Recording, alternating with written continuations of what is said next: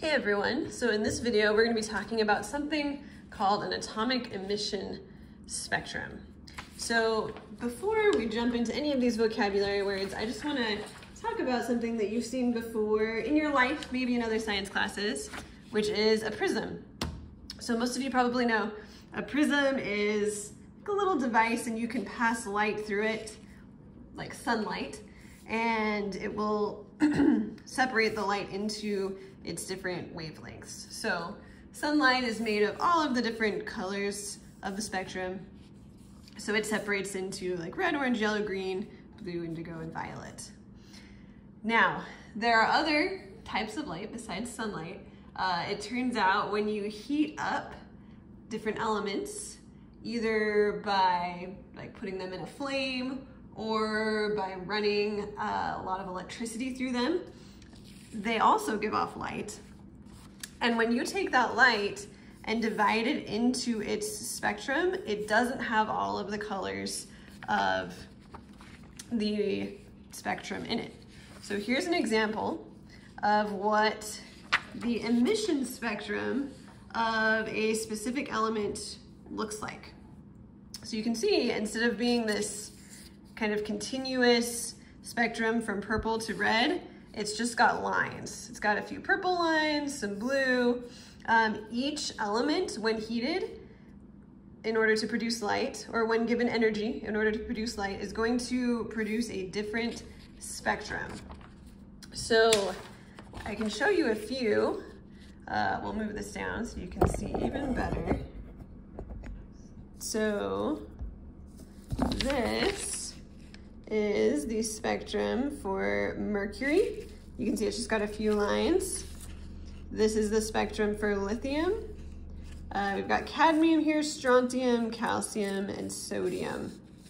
So each element has its own unique spectrum, and it is called an atomic emission spectrum. So what we're going to do is we are going to write down the definition for that, and then we're going to dive into what about the structure of the atom, and specifically the electrons, causes these different lines to be created. So for our definition, an atomic emission spectrum is the pattern of light given off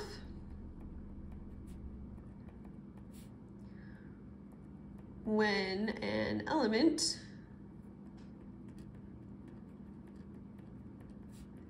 is energized. Okay, so I've printed actually a couple of pictures of spectra for you down here, and we'll answer this question a little bit later. Obviously these notes aren't in color, so you can't see all the different colors, but again, this is just to show you different elements have very different spectra. So we've got sodium, helium, iron has a ton of lines, neon has quite a few lines, and then things like sodium and hydrogen are a lot simpler. So in order to understand this, we need to understand that atoms contain energy levels. And energy levels are the possible orbits an electron can be in. So if we look at a picture of the atom like this, these circles around the nucleus, these are the energy levels. So energy levels are the possible orbits an electron can occupy.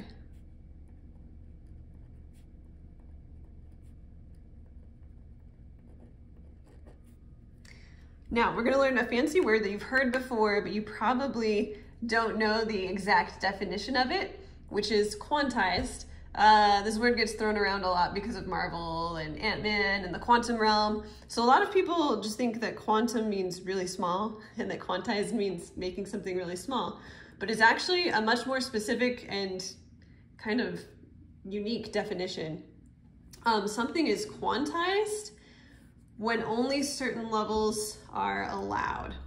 So one thing that a lot of people will do to explain what it means to be quantized is they will talk about a ladder. So if I draw a quick picture of a ladder here, here's a ladder. Ladders have rungs, and a person can stand on any one of these rungs. Like they could stand on, we could call this rung number 1, number 2, or number 3. You could stand on any of these rungs, but you can't hover between the rungs. That's against the laws of physics. You cannot do that. You can only be on level 1, level 2, or level 3. So we would say the ladder is quantized because you can only be on certain areas of the ladder. You can't hover between the rungs. Whereas something like a ramp, so if I draw just a picture of a ramp, is not quantized. You can be at any point on this ramp, and there are no areas that are not allowed. So back to atoms, energy levels in atoms are quantized. So the electron can be on this first energy level or the second one or the third one, but it can't be in between. That's against the laws that we've discovered that govern the behavior of electrons.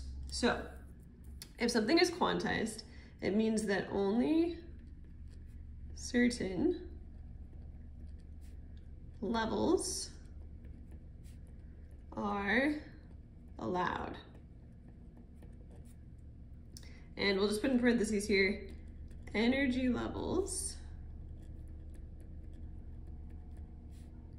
in an atom are quantized.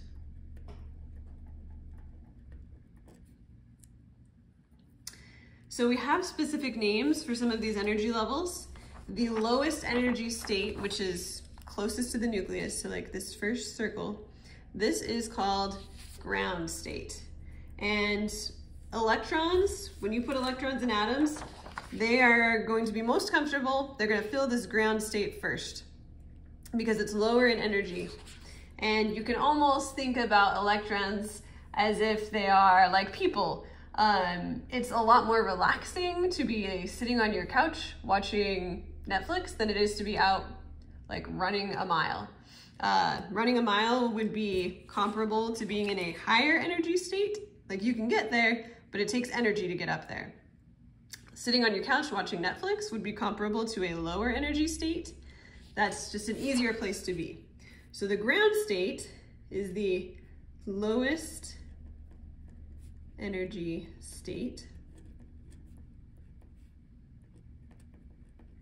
And it's the closest to the nucleus.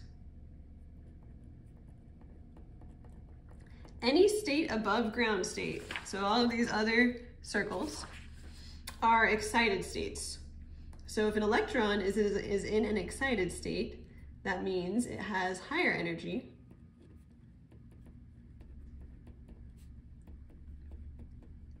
And it is further from the nucleus.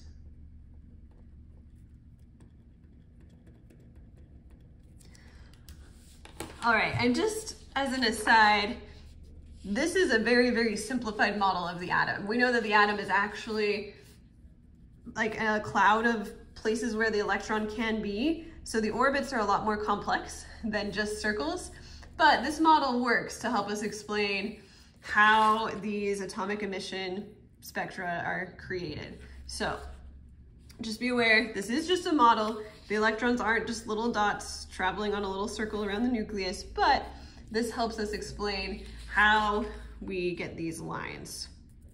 We have one more definition that we need to understand, and then we will be able to get to the explanation of why different elements have these different lines, these different colors of light that are produced.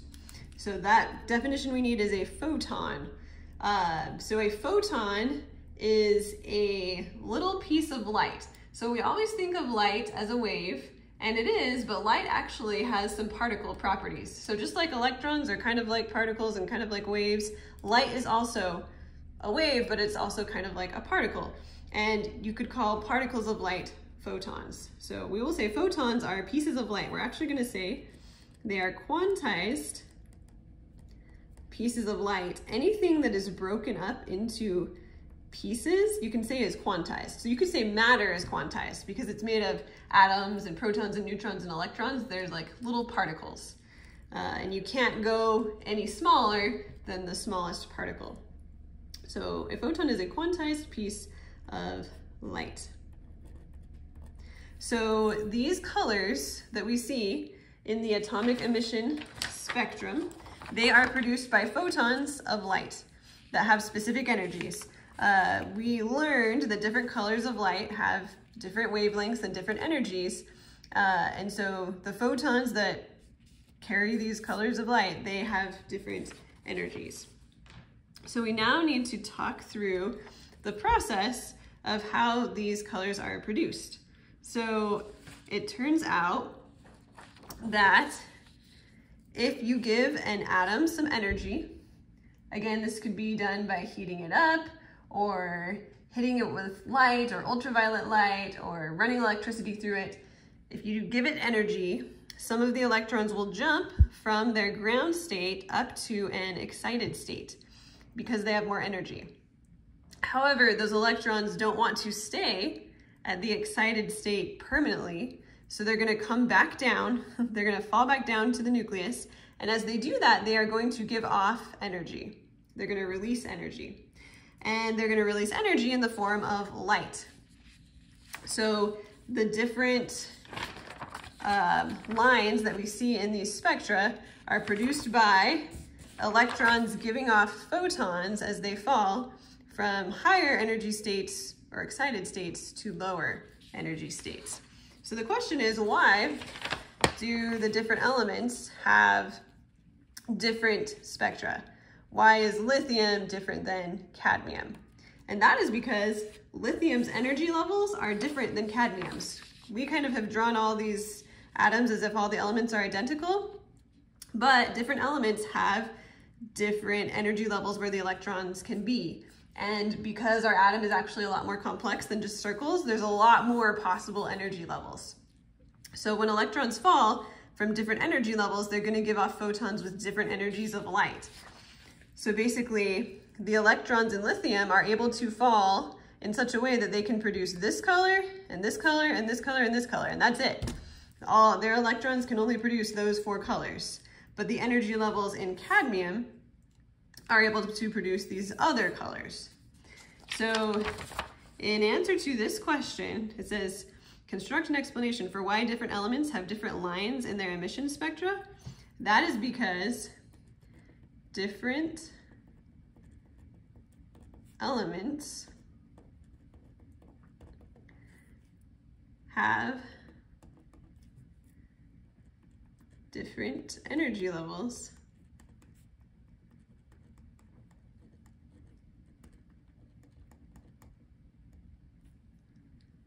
and we can just say when electrons move from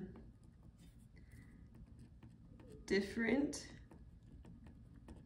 excited states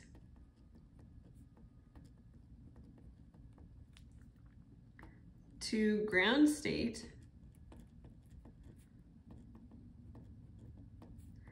they produce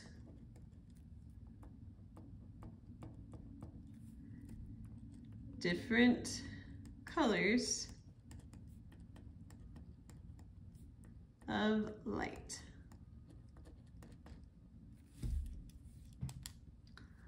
All right, so that is atomic emission spectra. Again, just reviewing, these spectra are created when electrons move from ground state to excited state in the atom, then they fall back down, giving off photons of different colors. And depending on the element, there are going to be different energy levels, so you're going to get different colors.